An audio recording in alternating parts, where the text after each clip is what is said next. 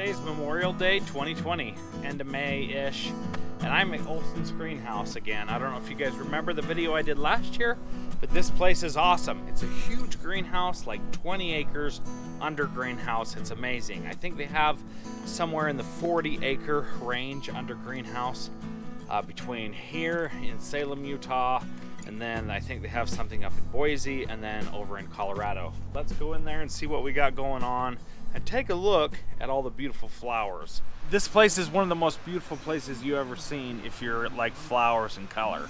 It is amazing. And the polka music, man, that is an awesome addition. So we're in the greenhouse now. Bryan from Olson's Nursery, he's here behind me. You see these baskets up above me. They're red, white, and blue 4th of July style baskets. So I want to show you how this watering system works. It's pretty freaking awesome. I think I showed this to you last time, but let's take a look at it. This is one that I picked up at the Home Depot. Oh, it's got this pink and red and white or whatever, I don't know, some color there. Got your pizzazz right there coming up. So they call that the King of Hearts there. You can see the red heart in every petal there. That's cool. So these are Gerbera daisies. Most traditional Gerbera daisies do not continue to bloom in yards. Yeah, right. Especially in our climate, it's too dry. But just any Gerbera daisy in general in the past. So these ones have been bred so that they will keep blooming. You can put these in your yard and continue to get blooms coming up. That's why they have so many blooms. So these are called Garvinia, a new variety. It's only been out a couple of years. They've been bred to cross with cut flowers, so you get the nice bright Gerbera daisy flower, but they've been bred with other outdoor living daisies that just keep shooting blooms up over and over all summer long. This basket, you can see that these petunias are kind of fill up the whole basket and they're overflowing. That is kind of what I want. I don't know if it's going to take a certain type of variety or a bigger basket maybe with more flowers in there. I'm not sure, but that is very appealing to me, and you can kind of see they're all down the lane on this this rack system or whatever they've got on there. So this is the Sincerity Dahlia. This is one plant. If you look in here, it's probably grown from just one clump of tubers. Look how many blooms are on here. That is a beautiful plant. I love that these buds are dark purple as they break. It's beautiful. And then it matures to this. And now I'm trying to find out when I want to clip them off when they die, because once it goes too creamy, I don't like it very much. So I'm clipping them off. And then encouraging new ones. You're more so liking that. Yeah, that's beautiful in my opinion. Just a hint of yellow, the ivory color, and then the purple. Okay, so I got a question for you. How do you learn about new varieties, new styles? Where are you getting this information? So that's the best part of my job. I get to travel all over the world. For example, that Amore Petunia I saw in Israel last year. Now we've been seeing Amore for a while. It's been on the market for a few years, but we went to Israel to a trial for the breeding company Danziger that breeds that, and we looked at the new colors that are coming out next year. And then once we find something we like, we'll actually bring cuttings of it or seeds over here and we'll raise it and put it in our own trial gardens to see how it does in our climate for a year. So your new varieties will always come here for at least a year before they go to market? Most brand new things, yeah, unless it's just a little color change. But brand new, totally new genetics will come here and we'll grow them out in the gardens around here and see how they perform throughout the summer and fall.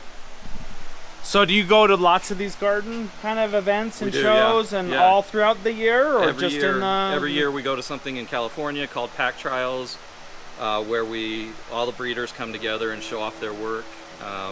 And sometimes we'll go to Europe and find things. Sometimes we'll go directly to the breeding company, like I did with Danziger in Israel.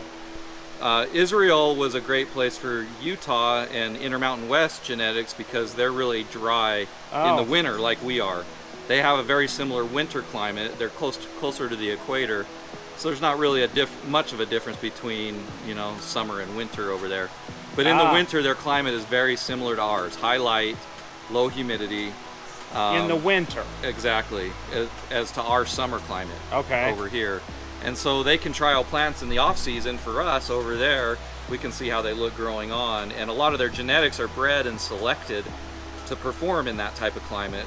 So something that does great for them in the winter over here does awesome in the summer over here for us. So that we love Danziger. They're a great company to work with, and they're out of Israel. Out of Israel, and they also grow in other parts of the world. They grow their cuttings and ship them up to us. In Kenya, Africa, in Guatemala, they have facilities where they grow their production cuttings, but their trials and their breeding mostly is done in Israel.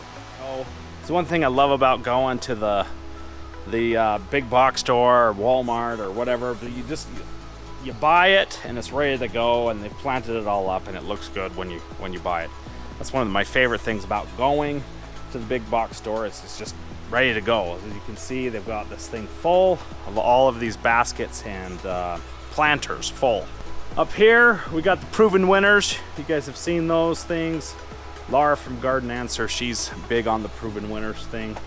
Not exactly sure where they come from or who Proven Winners is, but they are a good quality brand, and they have some of the most amazing the Super Petunias, I think is what they're called. The Super Petunias, the Proven Winners kind of came up with those.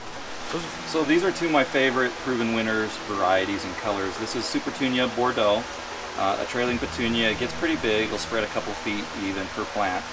And then this new one came out about 4 years ago called Lemon Slice Calibrachoa. So they call them, they're Calibrachoas, they call them, what do they call? So is this a Super Petunia, this is a Super Petunia, or is the little small one the Super Petunia? The Super Petunia is a petunia, and then Super Bells is what they call these. So when the first Calibrachoas came out, there was a variety called Million Bells, and a lot of people knew them by that. Either mini petunias or Million Bells. They're in the same family as petunias, but they trail more usually. They have smaller leaves and smaller blooms, just kind of different habit. Plus the smaller bloom is what's different mainly between a petunia and a Calibrachoa. But Proven Winners found good varieties of each, so they call all their petunias, most of their petunias, Super Petunias, and all their Calibrachoas Super Bells. Okay. So this is Super Bells Lemon Slice, one of my favorite colors. I love it because it's got white in every bloom, and white and yellow I like to use in small amounts in a container, especially with darker colors, to make a little bit of a contrast. It makes everything else stand out that much more when you have a contrasting color. And whites and yellows are two contrasting colors. So over here, we've got perennials, okay? These are outdoors, they stay outside. The perennials are the ones that you plant in the ground, and then you kind of shave them down at the end of the summer. Then they come up and spring forth and look awesome. They don't give you quite the color that you get with annuals, and they only tend to really kind of bloom once and then they're kind of done. But if you can see here, he said there's about 1.5 acres of these perennials here, all different shapes and sizes. Then he said he's got, what'd you say, 20 acres? Right. Down the way here of more perennials that just live outdoors like this. How do these get watered? These are all by hand with a hose. Perennials are nice because they're easy, require less work than annuals. So all you have to do is kind of shave them down at the end of the year, and then you just water them and they grow up in the spring. But you don't get the color that you would with annuals. So look at all these drop and decorates, folks. They're everywhere. This whole room is pretty much full of them. These are my favorites because they're easy. Done.